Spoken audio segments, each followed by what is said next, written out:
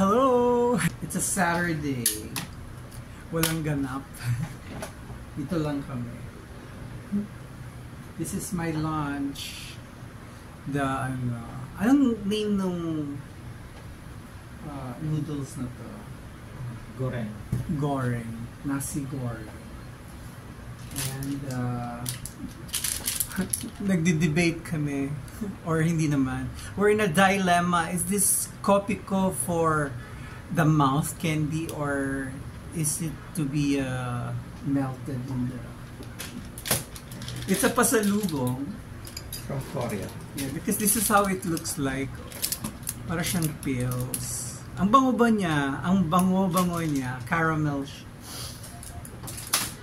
I already poured hot water into this that came from whoever gave TTT this. We cannot remember who went to Washington DC. I found this, rediscovered it in the inner innards of our freezer that is not being used as a freezer. Thanks, Inday D, for your pasalubong to your brother. Diba? Kasama na rin ako doon. Natunaw siya kaagad. It melts in your fingers. So it's not meant to be a candy. Why these days? And also, I will pair my noodles with malaking Skyflakes. I have to wear my reading glasses on because we're gonna eat that. It says Torrons Artesan because the big sister of TTT came from Spain. But she already came when we met her at the Newport. She came from Spain, not ba? So she forgot to give you this. Yes. Is this some sort of Sans Rival type? Is Torrons Sans Rival? Diba? Akala ko malaki siyang Skyflakes. It's like what? Merong. Merong? Diba? Ang Sans Rival ba hindi parang merong na malambot? Talking about Spain with it. Na-vlog ko na to sa Newport, but since you guys are not coming back to watch this one is a pasalubong. Yarn by Inday DC from Spain. Palacio Real de Madrid. Diba?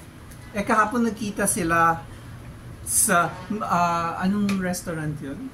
Manduka Taberna. Manduka Taberna. It's also a Spanish somehow restaurant. Is it? It is. You somehow ended up in the somehow they... Yeah, we somehow ended up at Manduka Taberna. Yeah. They ate this very expensive Kare-kare Iberico. which was how much? 990.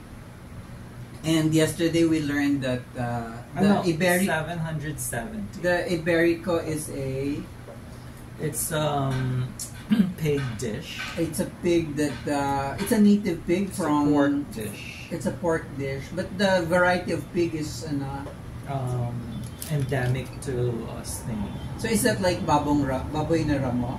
Maybe. This is a native pig of the Iberian Peninsula. We'll make TTT open this. Natutuwa ako dito. Gloomy, but not raining. Baka mamaya pa mag-rain. Mamayang gabi. Wala pala akong dalang Oh my Emergard is sticky. It is? So sticky. Huwag may labas lahat. Baka kailangan ng knife? Ano ba? Maybe. I'll take a photo of it first.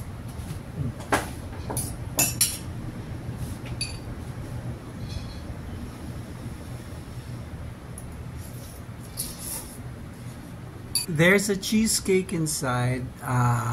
There's the brand Maduka. Manduka? Maduka. Manduka. Manduka means to chew, to eat, or something.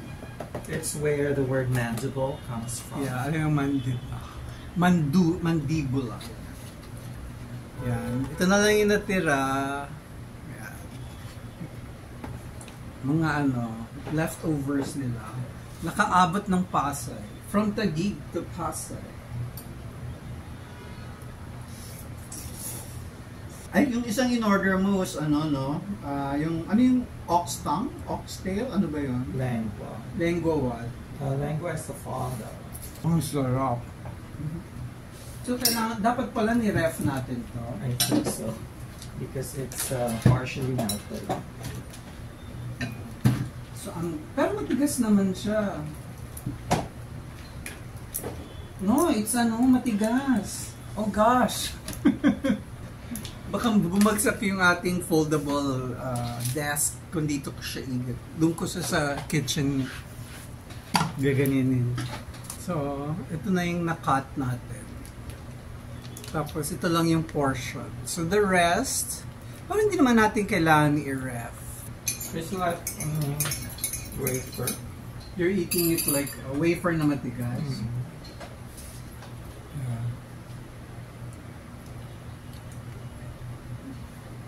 Cooper, I have to be careful chewing this. baka kailangan mong babad sa coffee. Because it might crack my filling. My glass Baka hindi na yan sa'yo, ako na lang uubuhan. Kasi nasira na nauka yung pasta ni TTT a few weeks ago. So, he went back to the dentist. Tapos, ibang klaseng pasta na inilagay. Glass ionomer. Ay, what? Glass ionomer. Ayun, glass ionomer. So, libre lang kasi kakaayos lang ng pasta tapos nasira. Nauka yung pasta niya kasi sa gawa ng kumain kami ng corn. Anong corn yun? Popcorn. Kanina, before ko tinurn on yung camera phone, kwentuhan kami. Ngayon naka-turn on ito, wala na kami pagkakwentuhan. Hindi ako marunong mag-describe ng mga bagay-bagay as I do things. Natutuwa ako dun sa mga vloggers na pumunta sa Paris. 48 hours in Paris. Kasi nag-attend sila ng YSL. Nag-attend sila ng yung mga pocket events ng mga brands. Nag-attend sila ng Dior.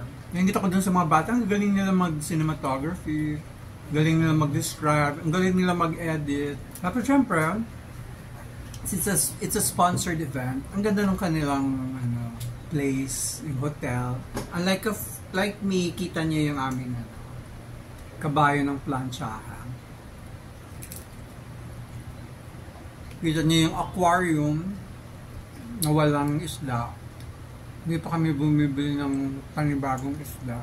Yung left, sampayan niya ng mga sinusuot ni TTT. Yung na-plancha na. Hindi ko matanto kung anong kung anong kapareho nito. Toronas de Manila. Ngayon ko ba? Di pa malambot ang Toronas de Manila? Para siyang yung binibiling mani na pinatigas sa panot siya. Ako, parang wala akong problema sa ngipin, nakakatakot kainin.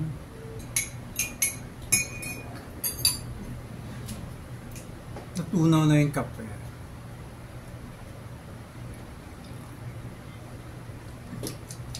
Parang matabang. Kulang yata yung or masyadong marami yung hot water na nilagay ko sa cup. Ano sabi? It says here, be careful of the sweetening something. Parang it warns you that it's very sweet. So, marami lang water yung nilagay. Siguro. Ang hirap pa inin, pero sarap. Maybe this is a big. Yeah. Yung mga ganyang kalaki, para yan sa mga coffee addict. Ako, marami ako magtimpla ng coffee, but my coffee kasi is watered down.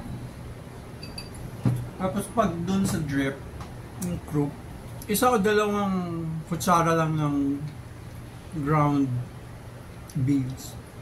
Tapos, puno yung water.